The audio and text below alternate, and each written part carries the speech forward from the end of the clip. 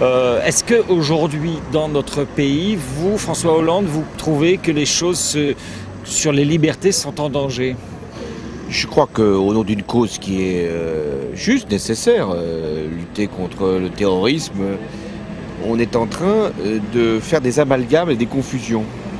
C'est-à-dire que celui qui n'est plus dans la norme, qui peut avoir un comportement déviant, qui peut parfois même être au-delà de la loi, peut être assimilé à un terroriste, ce qui, là, est une atteinte grave aux libertés. Pourquoi on fait ça? Pourquoi le pouvoir politique fait ça selon vous?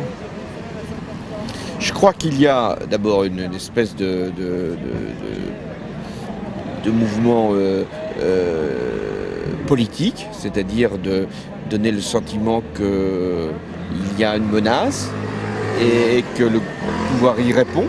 Donc il y a une intention politique qui est... Ils inventeraient la menace alors? Non, je crois qu'ils ne l'inventent pas. Il y a quand même des actes qui se sont produits, les caténaires, mais on lui donne un sens qui n'est pas le bon et on lui donne une portée, on en fait un acte terroriste comme pour justifier l'intervention sécuritaire du pouvoir et son efficacité.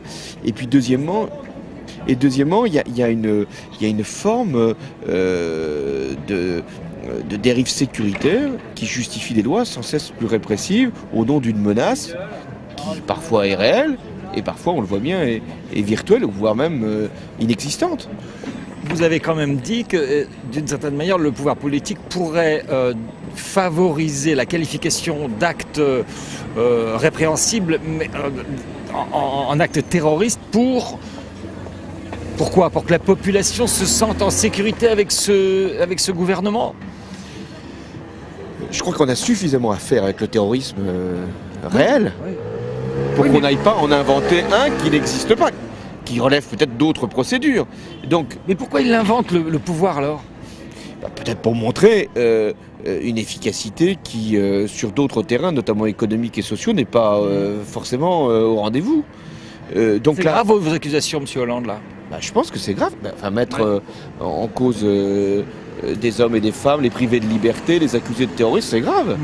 L'erreur, à mon avis, qui a été commise par la ministre de l'Intérieur, a été de théoriser, à partir de je ne sais quel livre ou je ne sais quel comportement ou de réseau supposé, de théoriser l'existence d'une gauche ultra-gauche, dont il faudrait absolument mettre hors d'état de nuire ces prétendus doctrinaires ou exécutants.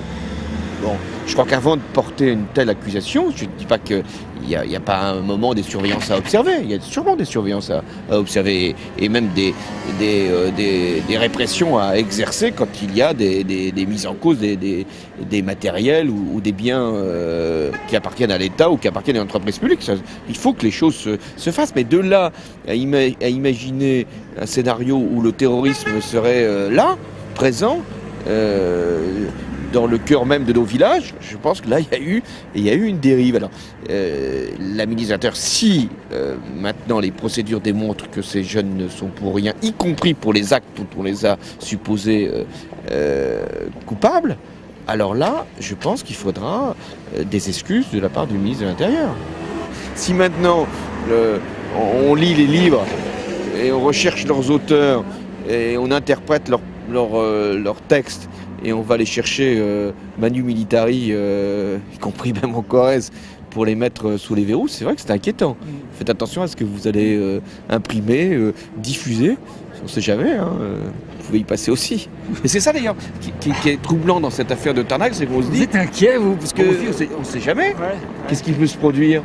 Moi je ne crois pas que mes textes encore m'exposent, mais quelqu'un qui... La littérature est pleine quelquefois de délire d'ailleurs, mais on commence à lire ces textes, à supposer que cette fiction devienne peut-être une incitation au passage à l'acte, et qu'on peut se retrouver là comme ça, mis au fer. C'est vrai que c'est assez troublant. Vous avez l'air en forme, vous êtes souriant et puis vous êtes clair là, je trouve, ce soir. Je vous remercie, M. Hollande. Plus que pour le Parti Socialiste, c'est ça que vous voulez. À bientôt. Salut. Allez, je file. Au revoir. À bientôt. À la prochaine. Oui, on se voit, c'est dans votre bureau, comme on avait dit. Hein. Merci.